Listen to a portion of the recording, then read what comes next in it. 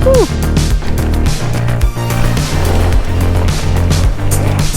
Ah. Today I'm going to go over something that a lot of you have asked me to discuss, and that's how to go high on a jump. Let's get into it.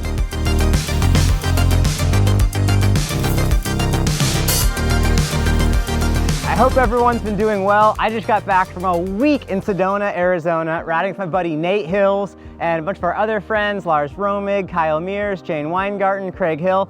They all joined us and we had a blast. But right now we're back to business, so let's talk about going high on jumps. Perhaps the most important thing of going high on a jump is finding the right jump to try to go high on. It's not as easy as it might seem. You want something of decent size, and ideally it's got kind of a steeper lip. Let's look at an example of what you don't want to try to go high off of.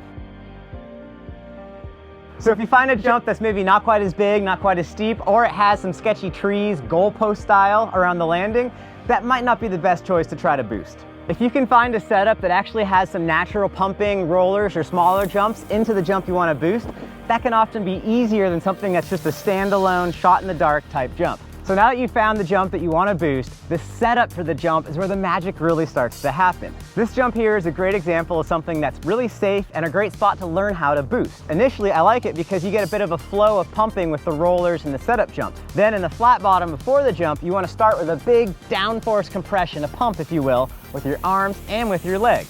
On the lower half of the takeoff, you want to be ready to not pull up, to not push down, and just kind of chill out for a second and let your downforce start to rebound up as it hits the base of the takeoff.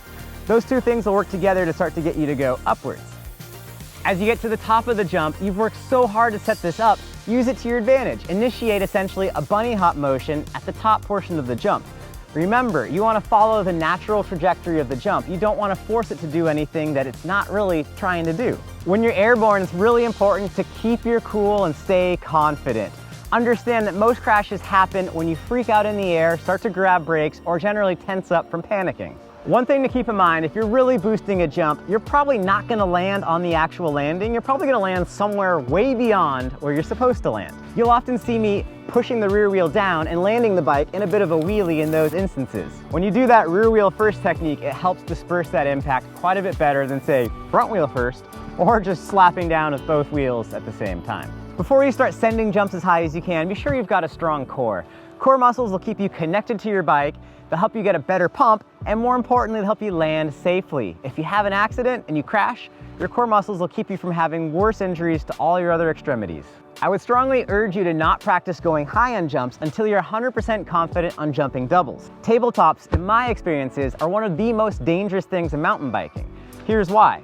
They're often built too short because they require so much dirt, so you'll end up over-clearing them to flat. That's not ideal. Second reason why they're super sketchy is that if you're not fully committed and you land on the top of the jump, you'll then have a big rebound to the bottom of the jump. So you've had 2 drops to flat, and that creates a lot of possibilities for things to get out of control and cause a world of hurt. Thanks for joining me today. It's been fun to go over how to boost a jump. If you liked this video, let me know in the comments below. Tell your friends that you saw a great video on how to jump, and thanks for your support.